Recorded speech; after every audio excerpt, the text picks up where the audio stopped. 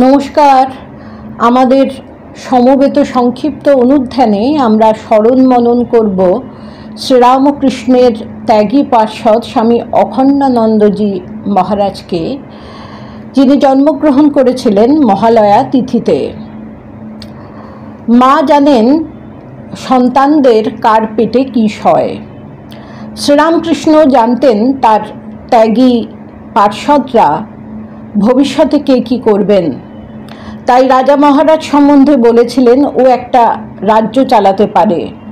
শরৎ মহারাজের কোলে বসে পরখ করে নিয়েছিলেন তিনি কতটা ভার বইতে পারেন। অখণ্ডানন্দজিকে দর্শন করিয়ে দিয়েছিলেন মা জগদম্বার পদতলে শায়িত জীবন্ত শিব, তাকে যে শিবজ্ঞানে জীব সেবা ব্রতের সূচনা করে যেতে হবে। রামকৃষ্ণ মিশন প্রতিষ্ঠার পর স্বামীজির আহ্বানে প্রথম এগিয়ে এসেছিলেন স্বামীজির অত্যন্ত প্রিয় গুরু ভাই স্বামী অখণ্ডানন্দজি। স্বামীজি তাকে গ্যাঞ্জেস বলে ডাকতেন। মিশন প্রতিষ্ঠার মাত্র 15 দিনের মধ্যে তিনি মুর্শিদাবাদের মহুলায় প্রথম রিলিফ কাজ আরম্ভ করেছিলেন। রিলিফের পর অনাথ আশ্রমকে কেন্দ্র করে সারগাছি রামকৃষ্ণ মিশন গড়ে উঠল সেবা কাজের বিস্তারের জন্যে। তিনি এই এলাকার মানুষের সেবায় নিজের জীবন উৎসর্গ করেছেন।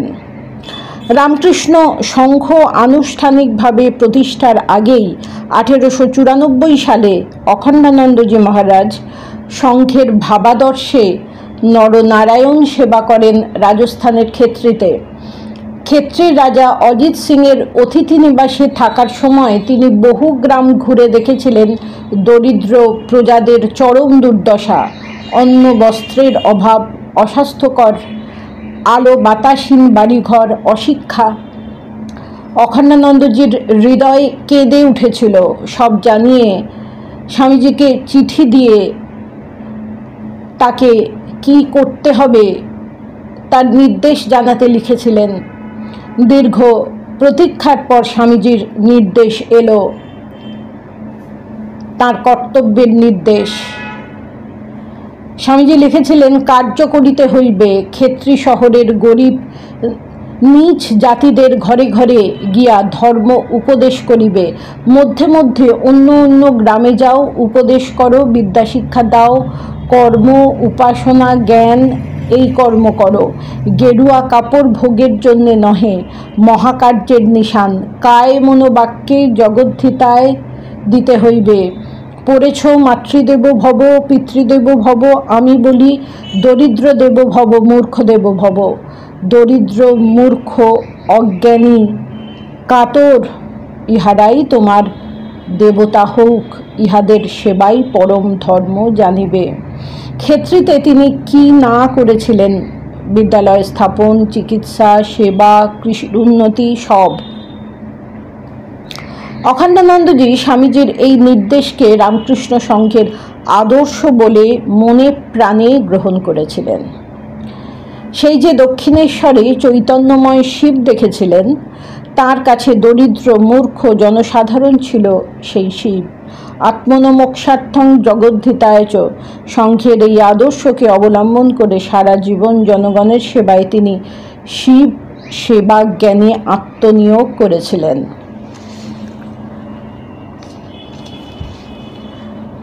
তার সম্পর্কে জনৈক সন্ন্যাসী লিখেছেন, ঠাকুরের এই সন্তান একাধারে ছিলেন ভক্তিযোগী ও কর্মযোগী। ঘুম ও চুপচাপ বসে থাকার মহাশত্রু ছিলেন তিনি। কর্ম কর্ম কেবল কর্ম, তবে নূতনভাবে কর্ম করতে হবে। কর্ম মানে পূজা, সকামভাবে নয়, নিষ্কামভাবে, সেবার ভাবে, উপাসনার ভাবে নিজের জীবনে আচরণ করে দেখিয়ে গেলেন। শ্রী শ্রী ঠাকুরের এই সন্তানের জীবনরূপ গ্রন্থের পৃষ্ঠা আমরা যত উল্টাবো ততই দেখতে পাবো তিনি ছিলেন গীতার নিষ্কাম কর্মযোগের, অনাসক্তি যোগের মূর্তিমান বিগ্রহ। তার জীবন ছিল নবতম সেবা ধর্মের বিশাল স্তম্ভ স্বরূপ। স্বামী অখণ্ডানন্দজি তার স্মৃতিকথায় লিখেছেন, রামকৃষ্ণ মিশনের পূর্বে আর কেহ বা কোনো সম্প্রদায় বাংলা ও সমগ্র ভারতবর্ষকে এমন ব্যাপক স্বার্থশূন্য ও পূজার ভাবে এই মহান জনসেবাব্রতে দীক্ষিত করেন নাই।